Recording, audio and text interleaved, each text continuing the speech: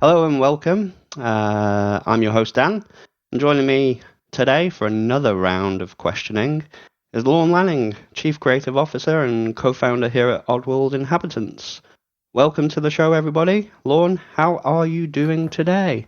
Hi, Dan. I'm doing pretty good. I finally got a good night's sleep, and it's good to be back talking with some folks. Awesome. Now, before we get started, it's been just over a year since Oddworld Soulstorm released on PC and PlayStation, and we've got some very exciting news for you today in that Soulstorm will be coming to Steam soon. You can go to Steam right now and add a wish list, and please do tell all your friends. Lorne, what do you think about that? I love it. I love it. Can't wait to get another opportunity out there, reach more people.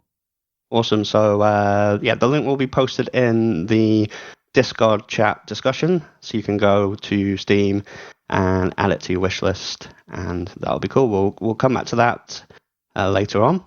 Right, we have one more question before we dive into our topics, and this is a question from Fuzz. If Soulstorm Brew was available in the real world, what would it taste like?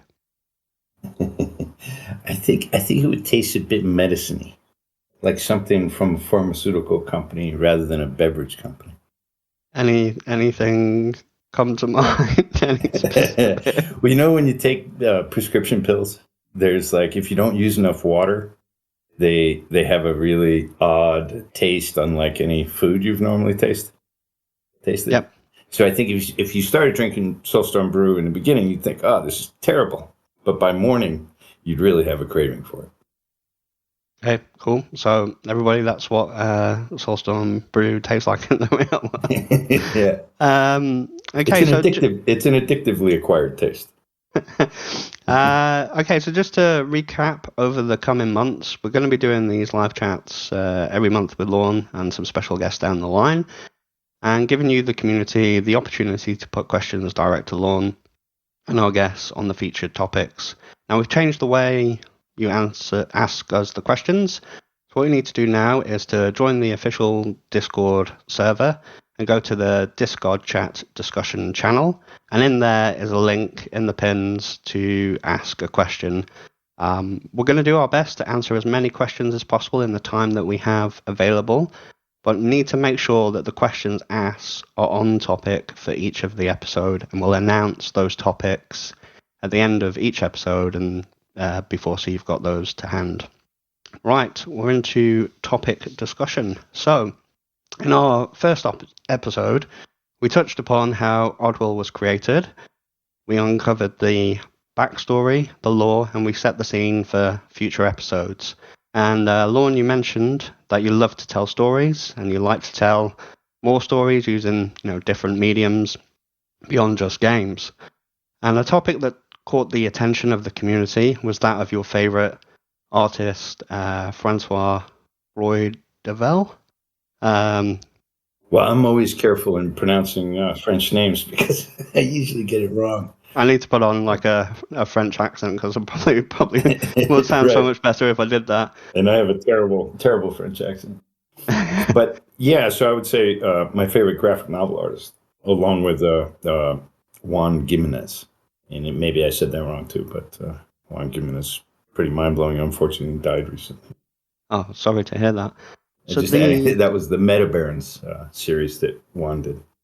Cool. So I know that you have a large collection of his work, and there have been a few comments that he's not perhaps an artist in a broad sense, but instead a comic scenarist. I'm not really sure what the differences are. Maybe it's something that you can elaborate on. And also there was mention of a publisher, but we didn't actually say who the publisher is and what that was referring to. So maybe, we can talk a little bit more about that, tell the community how that conversation came about, what Francois was potentially going to do, why it had to be him, and, all of that behind the scenes information. Sure. Where do we start? Let's start on the topic of graphic novel artists and your favorites. Sure. Yeah. So I'll give you a little perspective on this. When I came out of the New York art world, in my early 20s, and then headed to California, was starting to get into film, I had this idea that had been imprinted on me, kind of a artist with a capital A is how they would say it, where it has to be, all these different things, this different intellectual integrity and commentary on whatever, the world, what artists do. And I had written off comic book art as something that I liked as a kid. And I just wrote it off. And then I got to LA and I started working finally at Rhythm and Hues. And I was working with this producer, older guy who had worked on lots of things, including Blade Runner. And he told me that when Ridley Scott, and I had just, I was kind of fresh in the effects film world. And he told me, he said, when Ridley Scott came in with the storyboards for Blade Runner, it right in the beginning, he said it wasn't storyboards. It was all cutouts from comic books. It was all just, I want this angle here. I want this shot here. I like this kind of lighting. And a lot of it was European graphic novels. And it dawned on me in that minute. I was like, wait a minute. Why was Ridley and other people had told me, different film directors, they were like always every week in a comic book shop collecting new stuff. And so I went back to comics and I started looking. I realized it had grown up a lot since I was a kid, to where you had now Frank Miller, kind of intensity, lots of, it was becoming mature content. And I started looking at the European stuff more. So I'm talking, this is still in the 80s. It's like 1987 or about probably 88 or 89.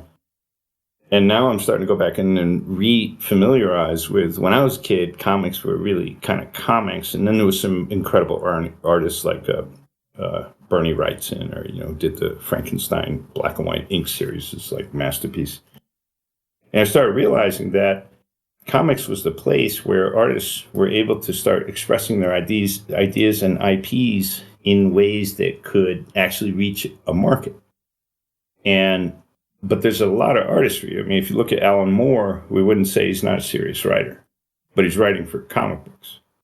And so what happened in Hollywood is that things that would become movies previous to games or biographies, something like that, was typically coming out of history or out of fiction or out of mostly novels, if it wasn't a fresh new creation, and or classic fables or something like that. It was picking off from the history. But as time went on, we started to see things like Frank Miller's comments, cartoons. It was the black and white one with Marv. Sin City? Sin City, yeah. Like, this is crazy stuff, or 300, And what happened was Hollywood all of a sudden in the 90s started picking up on the new lowest price place where a creator can manifest their stories and art in the context of a narrative was in the comic book space, because they were still relative to the cost of, even cutting an album or something at a high-end studio. It was, way cheaper than making television, way cheaper than making movies. And so then comic books started getting all tied up, and Hellboy, I remember when that was brand new and how it transcended into, many mediums. So I see comic book artists, particularly great ones. Now, if we look at like Juan Gimenez from a design level, with the Meta Baron series, every page you see so much wealth of really smart production design, ship design, suits, fashion design, world design, creature design. Every shot is like a world that's completely realized in those paintings. And he was just astounding. On the side of like dark fantasy, kind of mature fantasy, that's where Fredavois, if I'm saying it correctly, that's where we can just say Francois. Francois, there we go. Francois. So with Francois, that the series of graphic novels they did, sometimes writing, sometimes visuals, I think they're kind of closer to like film directors in that they're pulling together images and a story. Now, then there's the simple stuff, which is kind of like, for kids, the Archies or whatever. And then you get into some really sophisticated stuff. So when it's in the sophisticated realm, I don't put let's say my view of art with a capital A changed a lot. And I started seeing more valid, really high quality expression taking place in other mediums that I didn't expect it to happen. And particularly graphic novels was one of them. And like I said, like if you look through the Meta Baron series, I mean, where else do you see so much density of sci-fi, awesome production design, and crazy high concept stories? And that, to me, that's artistry. And in his case, I think it was pretty relevant stuff. In Francois' case, I think it was sort of wonderful escapism into sort of mythological world of, good and evil and all these characters in between that swear, that have sex, that it's mature, crazy stuff, right? So I just love that stuff. And I never thought any downgrade of that medium in comparison to any other medium. And in fact, their output is like astoundingly high when you look at, how much they were able to produce over the years. And most of that was before digital. So anyway, that's I guess, a little long-winded excuse. So I'm going to shorten my answers this time. I promise you, Dan. That's okay. And we also mentioned in that episode about a publisher. And at the time, we were talking about Microids being the publisher of Soulstorm, but the publisher that was actually involved in these conversations was the parent company of Microids. Parent company of Microids, and it was Media Participations. And they own a number of companies, and then they also are a huge publisher of, one of those companies. I don't have it all in front of me, but they published an awful lot of graphic novels, really high quality stuff coming out of France. Okay, so if you're interested in that and finding more about media participations, there'll be a link in the DiscoddChat discussion, and you can go and find out all that information. Thank you very much for the clarification on that, Lorne. Right, back to this episode. So this episode, we're on a journey exploring Mudos. Now, how did the name Mudos come about? When do you start to mention that name and introduce players to this? So it's a good question, and I'll tie it together a little, sort of how I think about things and to connect dots. I wanted to plant some early seeds on two concepts. One was, and this goes into biblical reference, and it's not because I'm a Bible thumper or anything. It's just these are myths that through the ages, billions of people have read and got familiar with, and has something in our sort of collective psyche. And out of that, if we go back far enough, one of the first times we had the sort of the fall of a race in this mythological context was the destruction of two cities in the Old Testament of Sodom and Gomorrah. And at the same time, then we had prophecy, New Testament, about two cities that would be the source. Because of these two cities, it would become the end of the world. We would reach the apocalypse, the Armageddon. And so I'm speaking, strictly in a familiarized mythological context of something that's in this planet's psyche, because it's been around so long and it was so, printed so massively and spread so wide. And so then on another end, I had the organizations sort of become the future of it. So I was looking at a framework that would hint towards early players that were interested in decrypting and the idea that maybe there's something more under the hood. And so Mudos is actually Sodom with a slight twist, spelled backwards. And so the pronunciation would be the same, but the spelling would be different. And so that sets us up for cities that could be destroyed. And so Mudos became a continent. And then there would be another that would come later that would be and I just wrote that name down a couple minutes ago, but I'm not sure I want to release it yet. But there's another city that would then another continent, which would be paired with Mudos, which was facing a similar destiny. And we can look in the Old Testament to see what that was. It's not meaning it's going to be necessarily, the hand of God, but something really heavy on a global scale would unfold, and it would involve those two continents. That would be the origin of what would happen. And then instead of going into the future as locations of Gog, and it was Gog and Magog, I put them as classes of power structures that were going to bring about this turmoil. And so that's the origin of Mudos, and that's the origin of Magog Cartel. And then there will be more to shape that. And then we're heading for, in the quintology, as we approach the end, we're heading for a global climax. Awesome. It's deep in history. Yeah. You've just answered my follow-up question. So, did you have any plans to expand beyond this continent? So, yep, that's yes. Yeah. And one thing that strikes me about reading up on Mudos and all of the places and seeing images and things on Wikipedia, have you got a map of the world and all of the continents? Has that ever been created somewhere? We had the map that we showed of Mudos, and then we highlighted on a larger map that we did where Mudos was on the planet. But what we didn't want to do yet was start to identify all the names of those. And part of that is sometimes you can get too ahead of yourself. Like we might name something, a place something, and then the next thing you know, let's say we called it Dahmer, right?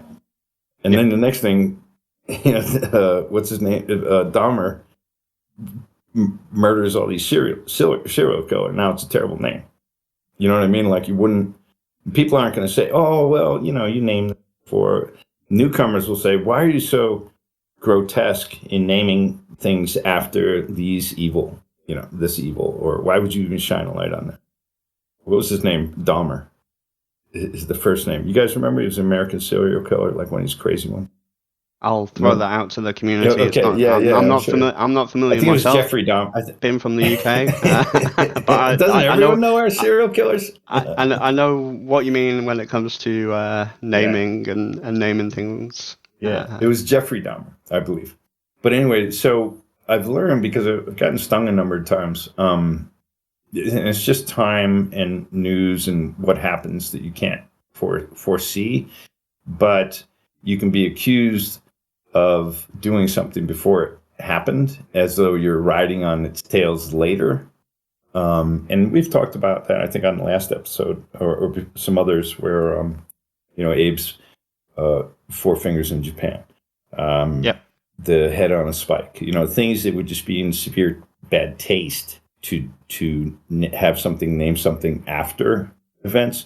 And so what I learned is that the future is really highly unpredictable. And if you get too far ahead of yourself, you can put things to the paper that are later going to change. And I think a case in point would be the railway, And then I think that's a later question that you have. So I'll leave it at that, the train and where it goes. We can come back to that question when we do the community questions. I'm sure that'll... Yeah. So that's why. So we don't want to map out too much, because there's still a lot we have to make. And every couple of years, it's a slightly different world, right? So anyway, that's my precaution in not trying to get too far ahead of ourselves. Yep. I think it'd be cool, as the years go on, to see this map evolving and shared as well, which would be really cool. So the next location in Mudos is Rupture Farms. And for those that don't know, it's a location in Abe's Odyssey and New and Tasty. Can you tell us more about the events that took place that led to that storyline, and how you came up with that location, and why did you choose to start Abe's journey there? Well, I had actually Josh Gabriel who did the soundtracks, and he and I went to school at the same time at Cal Arts, and that's where we first met. So we were just students. And he told me a story of his younger brother who was in high school who went and made a documentary film secretly and got into factory, slaughterhouses and made some films, and really, and it wound up pretty poignant stuff. With one of the things you'll hear a lot in business is we don't want to see how the sausages are made. So Josh's brother had done this. And he goes, yeah, these kids, they just figured out. They went in. They said they're doing something for, maybe they kind of were not completely transparent on why they were in the factory, but they captured some pretty shocking footage. And this is the type of stuff like we don't want to know how the sausages are made. And I mean that metaphorically. Almost all things. Like I thought soy was for a long time, like soy. And then I talked to a guy who worked in a soy factory where they made soy milk and stuff. He said, if you ever saw how it was made, you'd never touch it again. It's like, I don't want to know. So the idea that the origin of the beginning of a complete upsetting of a world balance or imbalance that's trying to get corrected, as would be the case in Abe's journey. The idea that it starts at a consumer level where you start to see how the sausage is made of that world. And then putting a character in there who's has to live in a deep denial because he actually loves the food, meaning both before and after. Love them as cows and then repair mites and scraps, and then used to like how they tasted too. But in his mind, he kept sort of a cognitive dissonance of staying away from the slaughter end of things. So Abe was like a midwife. He loved the animals, and I so hope to be able to tell that story.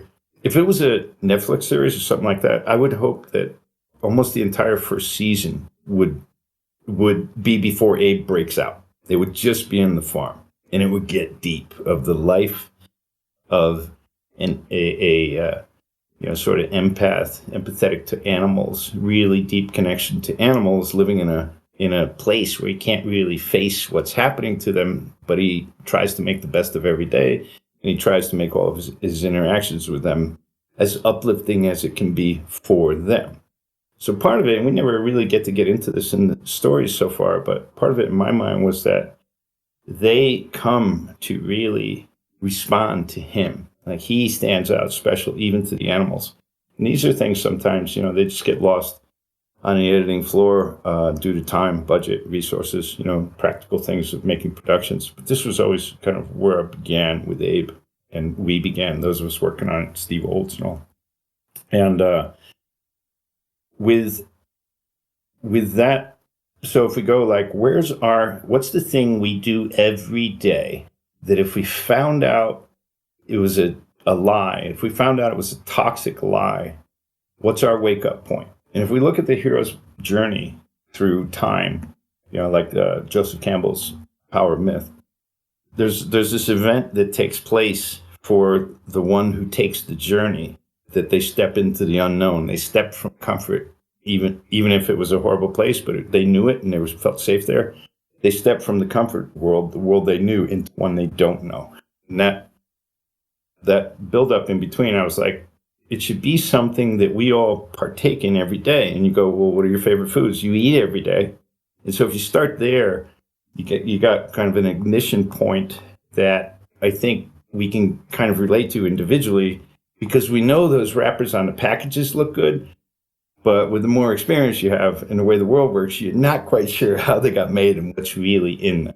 And that was kind of the nucleus of the beginning of where I felt came to that the whole journey would. Yeah, that's super interesting, and I think that's gonna spur off lots more discussions on Rupture Farms and the backstory of Abe and the journey. So maybe in future episodes we might be able to come back to this.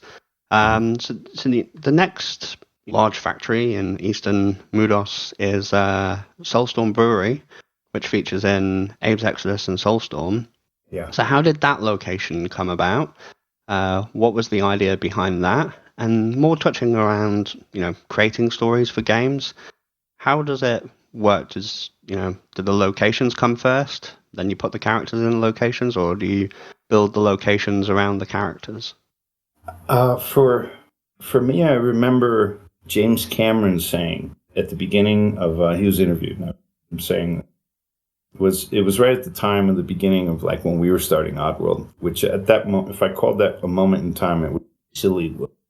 And it was the idea that Silicon Valley and Hollywood were going to merge. And eventually we'd be streaming movies, and everyone's like, bullshit. A lot of people, but it became that, just slower than was being talked about at that time. So in the early 90s, Sillywood was the thing. But James Cameron said, great stories are built out of great characters, great environments, and great actions. I want to correct myself. He said great multimedia, transmedia stories are built out of great characters, great environments, and great actions. And I thought a lot about that. And I was like, that means, kind of like Star Wars or The Abyss, like almost any frame of that film, the world, like 2001, Star Wars, Lord of the Rings. And almost any frame of that film, you got a whole world design behind it. And I thought about that a lot. And so I also thought, there's a really interesting premise that's still argued all the time in modern psychology. Like, is it environment that shapes us, or is it genetics? Interestingly, another question is kind of left out of that, or is there something more that transcends? So is there three factors: environment, genetics, and a force of will that is still a mystery? And every quantum physicist eventually becomes a mystic. I would say that almost 100%. And I didn't used to understand that until I started reading quantum physicists, people like Einstein, David Braun, and others that emerged, Rupert Sheldrake, where you face this idea of even Stephen J. Hawkins had said, once I realized the universe was infinite, incalculably infinite, then I realized there was infinite possibilities. And so I really have to admit, I think he said something to this effect, infinite possibilities. So I have to admit, I am far from knowing everything. And that always, kind of stung me like a bee. I was like, infinite possibilities. And I was puzzled as a kid, like the idea of infinite space. I was like, how does that happen? Like it's got to be an end. And these things just, for whatever reasons, they're deep mysteries that I think, we're barely scratching the surface on. So I think we have so much more to learn ahead of us than we do in what history has offered us. I think there's so much more mysteries for us to understand. And on that basis, I think it's kind of hard to separate characters from locations and worlds, because I think a lot of things are happening personally. I think all three of those, we have environments, a condition, we have genetics as a condition, and then we have independent will and the decisions the individual makes as a condition, and that's what shapes their progress somewhere. And I don't really know how to separate them much from characters. How to separate an environment from a character, because they are from the DNA. They grew up together. If you think of them in an organic way of something that actually exists. Okay, that's super interesting. Never really, thought about it like that. And again, I'm sure that's going to spur a lot of conversations and discussions. So I just wanted to, because it was asked, and I didn't ask it this part specifically, so I just wanted to give you this. Is in Age of Odyssey, people are liking a food that they become, right? So it's Soylent Green, right? With Soulstorm Brew, they're liking a food that's going to kill them, right? They're liking a food that they're addicted to that controls them, and so it's like that would be, to me, that was the logical step from you become food, and now you understand how the food controls you, right? So that is why brewery came next. The first one is we find out we're going to be food. Oh shit! Then we find out we thought we were free of becoming food, but now we realize the food is controlling us. Now, the security of these two facilities, we've not really talked much about it, the Sligs and the Slogs. what are the main differences between the Slig barracks in Exodus versus Soulstorm? And are there more barracks scattered around other regions of Mudos? So in like everything, we tried to upgrade a bit from our designs of the past and try to stay reminiscent in certain ways and then push up on others, push forward, extract on other ways or features. In the original, one of the things we loved was that they slept upside down like bats, and bats, I need some bats when they're running around and doing stuff. When you chalk them, and the idea that you could find someone with their pants off and kind of take care of them before they got to their locker, got their guns in their legs, we just thought that was so kind of funny, and we loved it. In Exodus, in Soulstorm, when we wanted to have all that, but we really just got into budget crunch problems and challenges with what we call technical debt, which is the legacy of code, and the technical debt, I think, is the polite way of how technology companies acknowledge that the technology they've been building isn't necessarily suited for the future because it was built to do a specific thing in the past. And so if you expand on things that have technical debt, you can hit greater challenges. And so we were hitting a number of challenges due to technical debt, which is no one's fault. This is just a process of writing big code.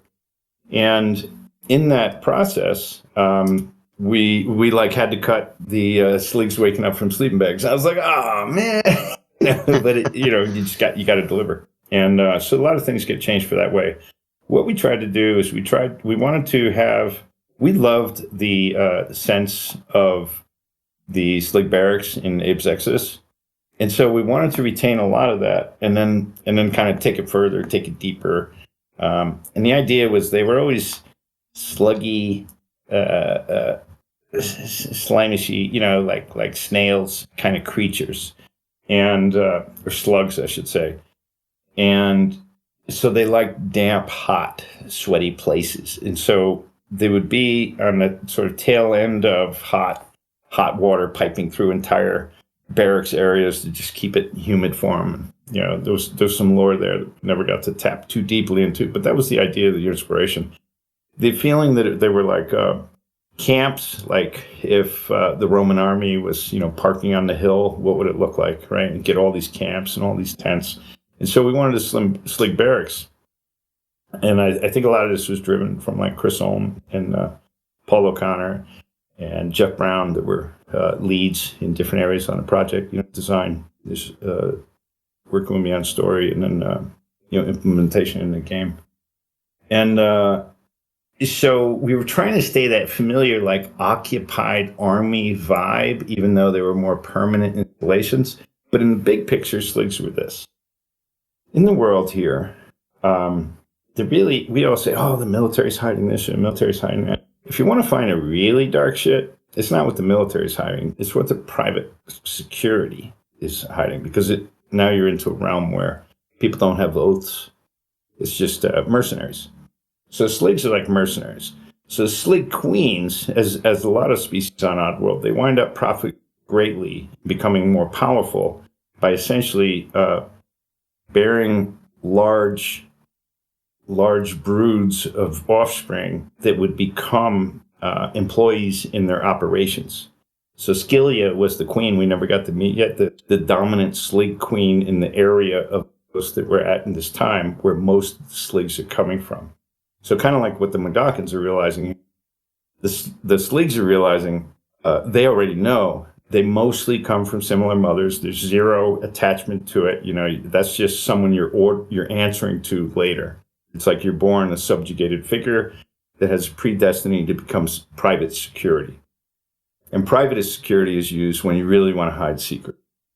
Dirty things that the world doesn't want to know. So you don't have regular police. I'm not saying there's not corruption in every arms of official security institutions, whether in military or whatever. I'm not suggesting that at all. I'm just suggesting that the darkest stuff going on, if you were murdering the employees of a factory, using private mercenaries security, not people that took oaths, to a higher ideal, at least in their oath. And so I hope that explains some things. Yeah. Just a on-topic question about Sligs. And this came up in one of the questions that was asked, but I thought I'd probably revisit it at a later episode, but I'm going to ask it now.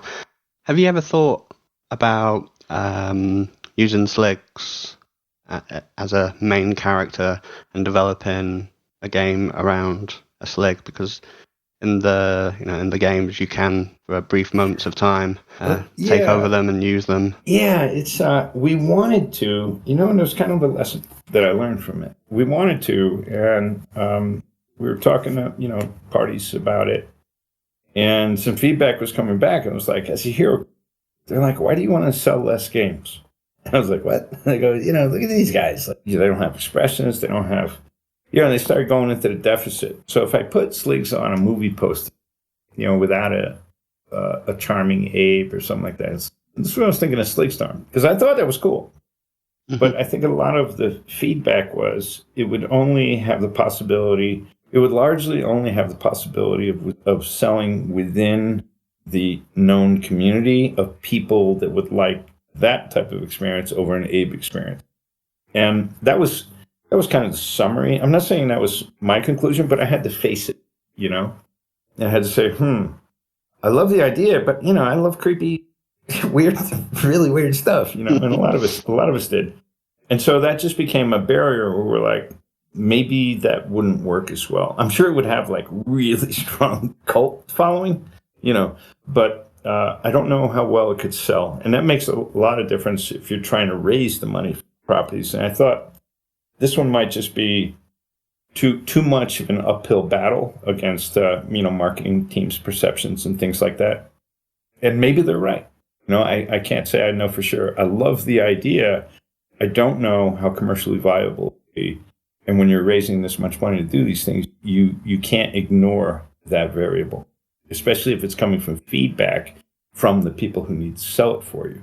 I guess the silver line here is that you can actually, take control of a Slig and do things in Soulstorm and have that, feeling.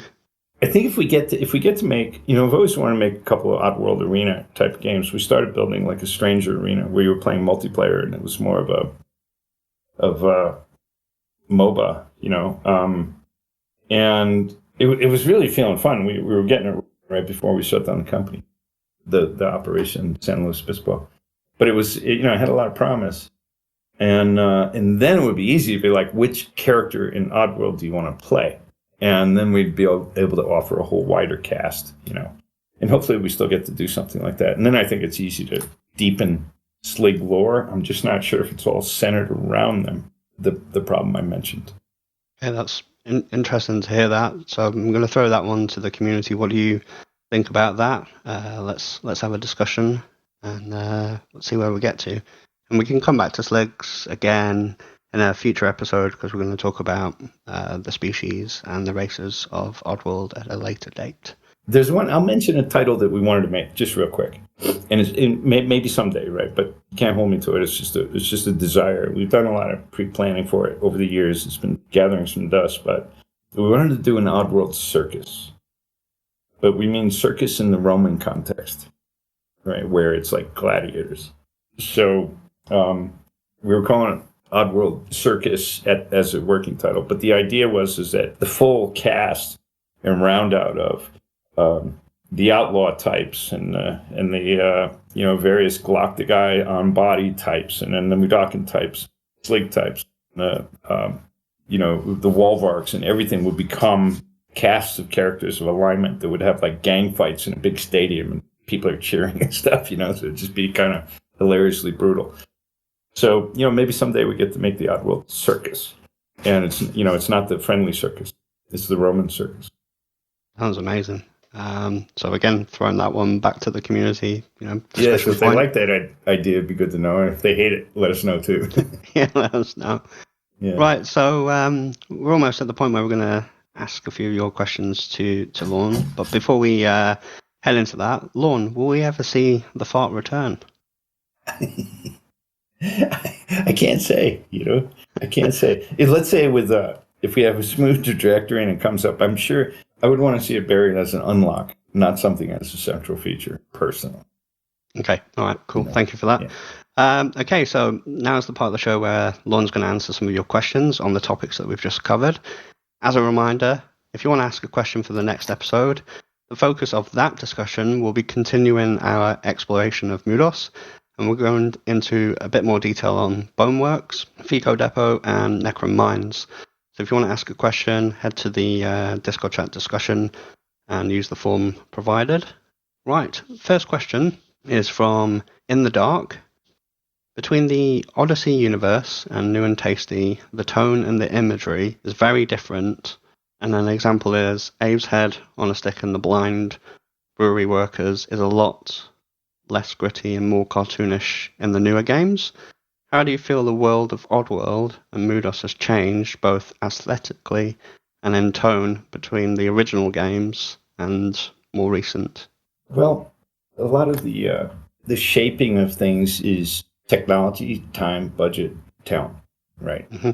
And at that time, we were trying to generate a lot, in the beginning, we were trying to generate a lot of more content used to in the film business, generating a lot more content in a different way. And in CG, we were pre-rendering everything. Now, rendering's come along, and back when, one of the easiest ways to get richer looking imagery in terms of pound per ounces of sweat going into it was to have minimal light sources and dark backgrounds, where instead of having a nice ambient occlusion and rendering that would make a bright room look fabulous, if you made things darker and just highlighted what you were looking at, it was easy and you could produce more work faster. So it wasn't necessarily you wanted it that dark. It was efficient.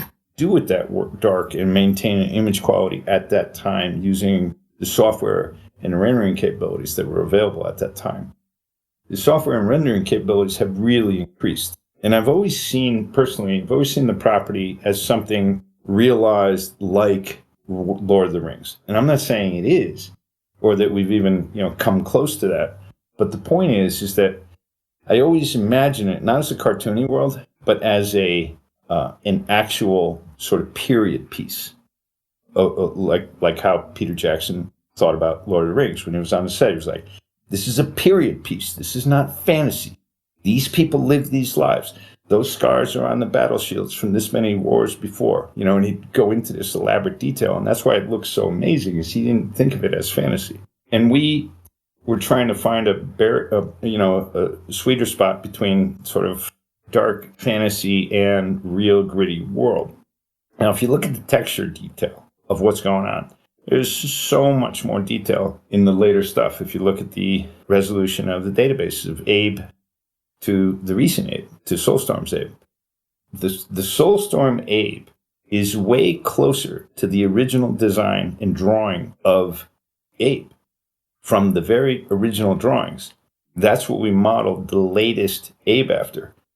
But at that point in time, back in the early 90s, when we started on it, like ZBrush, I don't even think existed yet, right? So getting higher fidelity in your characters, more polygons on your characters, those things were big challenges. Take longer to render, take longer to build, take longer to rig. And so the characters were actually more cartoony at that time, but maybe they didn't sound as much that way. And today they got more lifelike, with a lot more detail and a lot more lighting exposure. But the styles are still very similar in terms of the darkness to light and the palette usage and the oversaturated colors. And a lot of that came from the graphic novels coming out of Europe, from the people we were mentioning and others earlier in the conversation. And so the game was too dark in Abe's Odyssey. And I say this because when we went to Japan and we put it on a big screen with a huge conference, and Game Bank was starting, and Masayoshi-san was on the stage with, presidents to big corporations and stuff.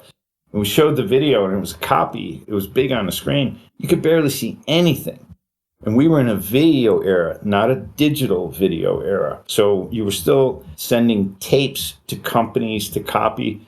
And Japan wound up with a copy that was just so dark. Like, I knew no one in the audience could see it, but Japan was so polite, everyone claps anyway for that case. It was very powerful people presenting it. But I was like, oh my God, so it was really tough to control power, color balance and things like that. Other things we didn't understand is in some countries, again, another case in point was Japan, it was because most people in like Tokyo, where, Tokyo and big cities where the highest density of peoples were, they had smaller apartments. And in the scheme of things, and it was one of the most expensive real estate in the world in the 90s, like these are things you just learn. And they would always play with the windows open just to expand their sense of space. And that meant they played in brighter rooms with sunlight coming in. And so the game was way too dark for certain territories that played that way. And we didn't sell well. And so it was darker than we would have wanted it to be, but it was convenient to do it that way based on where the technology was at the time and, what you had to work with. Then as we get later, things are getting more, in my opinion, are getting more realistic in terms of the fidelity of the graphics we're looking at, more well lit. And I read sometimes, people really love that darker, grittier lit look. And I did at the time as well. But a lot of it was out of convenience rather than exactly what we hoped our target would be. And we were practical about it, like we were realistic about it. We had enough experience to not try and push much further that would make our job too hard to complete. It really does shape things over time. You're talking there's a over 20-year gap between them in technology. I think the answer is perfect, and there've been some questions which have been more aimed towards the technicalities of creating a game from the 90s versus Sure creating it in the we're now in the 2020s. And the differences between, I don't think maybe people realized that challenge, and it's great to hear that you used the original drawings of Abe to base the character in Soulstorm. That's really cool. And then you also had how do you feel the world of Mudos changed? Well, I was hoping that we would sort of establish that with the messenger fleeing in the opening movie of Soulstorm and just being on that desert plain, like in New and Tasty, we got a chance to visit it. I really like the way some of the temples really took another level, and Paramonia another level. I know it got a little brighter, but at the same time, for reasons we just discussed. But in that opening movie where you see the messenger and the train sequence, that I was hoping would sort of set the tone that we're taking another level of detail up and another level of environment up in terms of being there. And that goes to lighting and atmosphere and effects and things like that. So we were able to start doing a lot of little subtle things. Shadow casting is way better. Ambient occlusion rendering and other features in the advanced renders were doing a lot better. So we got to do some things that, I think I was hoping, turn the dial up on it. And then a lot of the challenges of running it all in real time was a whole nother, order of magnitude more complicated because of the era and the 2.9D and all that. But overall, I just felt like it was getting realer, personally, and trying to design it with more functionality. And then with a vast, spread out team, it was hardest to retain consistency everywhere. And sometimes you'd be like, it's almost not what would happen, but we have to make a choice. We're going to be more late or we're going to move on. And those are just the sad realities of development. You got to get something done. And as we've touched on, about story, and you love telling stories, and maybe some of this stuff is told in another way, potentially. So we'll move on to the next question. So this is from Mudos Explorer. So great name. What is the approximate shape of the Oddworld planet? I'm hoping it's round. And it's a sphere for sure. It's a sphere, yeah. And also, how large is the continent of Mudos? Well, I got beat down in the beginning, right? Because in the beginning I was like, we're building a big ass universe, and it's bigger than Earth. And I said, I think I said it was 10 times the size of Earth. And then you got to love the community, because then physicists, astro, science majors were coming back and going, if that were the case, then the gravity would be this, and their arms in this much, they'd all look like the Hulks, And I was like, shit, they're, And after getting defeated with and logic, I was like, if it's the size of Earth, that's good enough. Because it's a big planet. We still haven't explored the oceans. Plenty to unfold. There's many continents. There's many cities. That'll do. So I started off with 10 times the size of Earth. And you wish you had caught yourself that you said that, because it gives some people to pick on you for inconsistencies into the future. But that's what happened. Okay, cool. Appreciate that answer. We're on the same thread of topic here. So this one's from Zippy Zip. Yeah. Are there any other planets in the Oddworld universe? Yeah. Just think of it like ours. So it's almost like this could kind of like, it's not a long time ago in a galaxy far, far away. It's just like more of our alternate universe, like the cracked mirror version. But things operate in very similar fashions through physics. And there's moons as well. There's moons, yes. Sometimes we put too many. How many moons? Yeah, you need 150 background screens, so some extra ones get through. Okay, we're going to come on to a topic referencing Sligs now, and this one's from Oxide. Does the Slig barracks compete with any other training providers, or if even a monopoly exists? And are there any... Well, there's been two. Yeah, there's been two so far that we've really shined a light on. One is the Walvarks from Stranger's Wrath. So similar top art, different evolutionary model. They wouldn't be coming out of the super species model. They have a different model, which hopefully we get into in the future. And then there was also the guards in Munch's Odyssey that, and damn, they're slipping my mind right now. It's been so long since I talked about the guards that were in Munch's Final Destination of Vickers Labs. So there were the Vickers was contracting this type of security. It was a different, different species with controlled in different ways. So they mumbled because their mouths were shut on them. And that I actually got from the original Dune. If you remember the Baron Harkonnen's servants, their ears were sewn shut as they, worked in it, so they couldn't hear. It was just like so weird and gross. We were like, oh, okay. And their name has slipped me at the moment. That's so embarrassing. I honestly haven't thought about those guys in over a decade. I'm sure we can. We can. The audience will know what I'm talking about. We can find that and we can put that in the in the chat. Yeah, it's Vickers Labs security. And as a follow-up question to that, so are there any other external threats to the Magog cartel apart from Abe and the native Molochans? Yes, so the Magog are the dominant universe. And then we would find there's different factions of different power structures on different continents. But the Magog will be at the heart of who controls Mudos. And we haven't even barely touched on who the Magog really is. Okay, awesome. Lots of. I'm sure there's going to be lots of more questions coming from this, and I know later on in the episodes we're going to come back to the Magog and try and explore that as a topic as well. Following on from that, this is a question from Ricky. What happened between Moloch's return and the destruction of Rupture farms? The game suggests that Moloch was interviewed somewhere, and then he went to chase Abe to prove that he didn't burn down his own farm. But where was he interviewed? So the behind the scenes, as we had calculated, was that Moloch got fried but lived, and different Sligs, they've almost always looked very similar, like clones, but Sligs nurtured him back up. So he was in in a very short amount of time.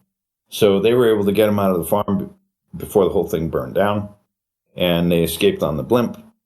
And from there, whether or not he communicated, we didn't totally clarify whether that would be through a live interview, a camera interview, or letters. We haven't clarified, But as soon as he started to expose what was happening internally, even to his own group, they all just thought he was insane and lying to them, and he figured that out really quickly. So then he was like, oh, I get it. They're going to blame it all on me. And as soon as he really realized that, then he was like, unless I prove that Abe did it, my goose is cooked. And he doesn't get to prove that. Not yet. Yeah. Awesome. Thank you very much for answering that one. Next question is from Decestia. Can you say what was in Rupture Farm's secret vault? So there's interesting stories, and I used to read a lot of them, like what was in the Nazi vaults after the war, what was found. And people that would talk about it that were there, and most wound up dead because maybe the stuff was supposed to remain solid, but it really was 1,000 years. And some of the soldiers that went into those bunkers, towards the end of the war, after the war, they started getting glimpses of that 1,000-year plan. And without going any further down that rabbit hole, the idea of the remnants, if you think about the Templars in history, arguably created and manipulated to make the Crusades happen because maybe it wasn't as noble a voyage as it was presented to be, right? We're doing the work of God. Maybe they wanted what was underneath Solomon's temple. Maybe they wanted the old occult secrets, that were supposedly, brought through from thousands of years ago. And they were still going back trying to find those secrets. And so throughout history, we find that deep, ugly secrets are oftentimes left undiscovered in ruins of something that existed before. And so the idea of what would be in the vault of Rupture Farms would have been a lot of things. Some of them would be all the offshore accounts of all the embezzling that was going on from executive level shenanigans, fraud, thievery, embezzlement. That would be one thing. All the secret accounts, bank accounts of the people that were in on different crimes, even to their overlords. Other things would be future plans. Like if you go to a car company, they have a plan. Almost all car companies have a plan of what their cars are going to look like in 20 years from now. Doesn't mean it's going to change, but they're always thinking that, and they're always designing that way. So in Rupture Farms, it was also going to be other food product lines. It was going to keep the companies profitable, even as species were going more extinct. And so that was going to lead to some really dark discoveries. So then it would wind up in a follow the money to get the answers. Kind of like Watergate, follow the money, deep throat. So I hope that answers it. Hey, Dean Dobbs is here. Dean Dobbs. It's good to see you. I see his Dean's name. Shout out to Dean. Well, welcome to the Discord chat. Okay, so next question is from White Knight. Why doesn't the rail line run directly from Slig Barracks to Fico Depot? And why make Necrum a transit hub? So this was a problem we were faced with in the early development of this, is continuing from Abe's Exodus and the map that we had put out of the world around the time of Munch's Odyssey, and how some of the interconnections took place. But in this story, in this incarnation, we had to go to the places in an order that made sense to unravel the mystery. And so on some levels, we justify it that there's lots of tracks on Oddworld and there's lots of different ways you could have gone, and so, but we didn't want to make it seem like you were U-turning back. And so it made sense in some ways that Soulstorm, even in the original painting from Soulstorm in Abe's Exodus, you'll see that there was multiple track lines coming in and multiple track lines going out. And the reason would be that you're saying Soulstorm, or you're saying we're saying Necrum, right?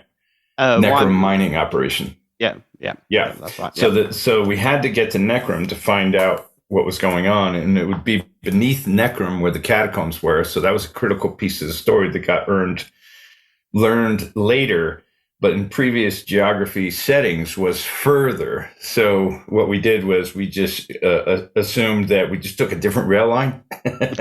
And but also for Necrum, the mining operation, the bones are being used in more than just the brew. So it makes sense that they also were shipping out to different places, in the continent. And then if we were to talk about some of the things that were left in Rupture Farms vaults, that would have touched on some of the other things that those bones were being used for.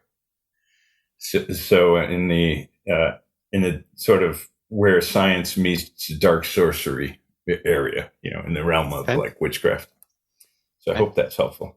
Yeah, that is. Thank you very much. And the final question we have is from Susie.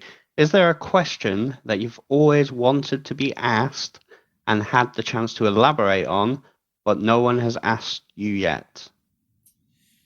Yeah, so for me, that question would be, I've been surprised that we haven't dug into it deeper, because I've seen people commenting on it on the videos and such from Stranger, which is the Glock the Guy and Secto, and who are they? Who are they in the, let's call it, genetically related family of the Gluckins, and where are they on the pecking order? And then how would we have liked to shown them if we had infinite amounts of money and time and production resources? But there was something that I really wanted to show them, and just to solidify it, from the get-go here, the Glock the Guy are higher on the Gluckin genetic tree. So if we look back, the Gluckins are kind of like Homo erectus, but the Glock the Guy are like what would come next, after Homo sapien, what would come next?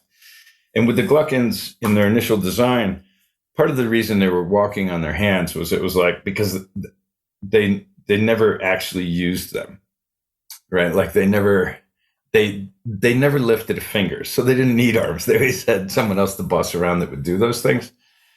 And so if you look at it kind of in a Darwinian way, you'd say, okay, how would, if 1,000 years ago, or hundreds of thousands of years ago, Gluckins were behaving a certain way, where in different places in the world where environment would have a difference on their evolution, the more powerful they would become, the less useful their limbs were.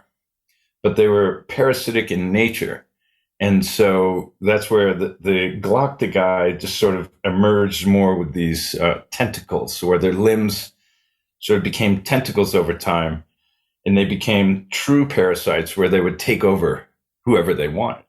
And that would then, they'd be, like in the case of Secto, we thought he was one thing every time we saw him in Stranger's Wrath and a cinematic or building up his story. But not until the very ending scene sequence on the good ending, do you find out that he was not at all what he appeared to be. And what was fun about the idea of the Glock the Guy, and you go, if these are like parasites in the real world, we have a wide myriad of terrifying looking parasites that are probably living on us in this moment, depending on how powerful microscope we have to see them, right? But most parasites of the blood-sucking variety, so we'd say mosquitoes, vampire bats, various types of parasites and tapeworms and all kinds of stuff are just, looking to get at that blood. And so you were saying, well, what if that was civilized species and they still had exuded that behavior? How would that become, and in my mind, kind of a Baron Harkonnen type of existence for the subjugates, of that society? And so you could imagine I always wanted to see and hope to be able to, show someday, is the Glock the Guy in like a bathhouse in the sort of Yakuza or Russian tradition where gangsters hang out in bathhouses and it's secret and it's hard to have microphones and it's steamy and it's, and we go back and the Greeks were doing it and the Romans were doing it. It's usually a wealthy retreat of spa therapy. But imagine actual bloodbaths where gangs of these or clans or business cartels of Glock the Guy would come together and normally how you shed your clothes in the locker room, they would leave behind the bare body of the thing they were parasiting, of the poor soul that they were parasiting. So you'd see these hangers in like freezer lockers of keeping their bodies,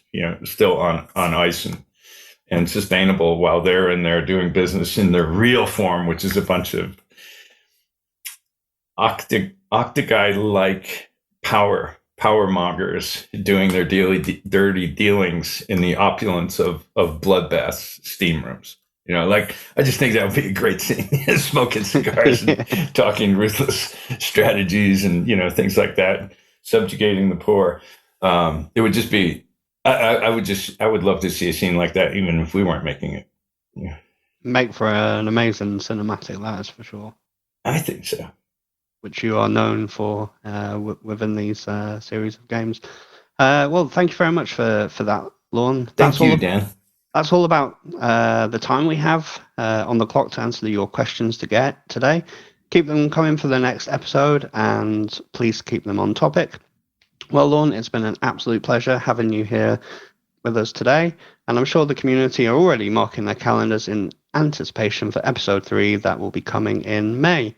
And in May, we're going to be exploring Mudos Part 2. We're going to be looking at Boneworks, Fico Depot, Necron Mines.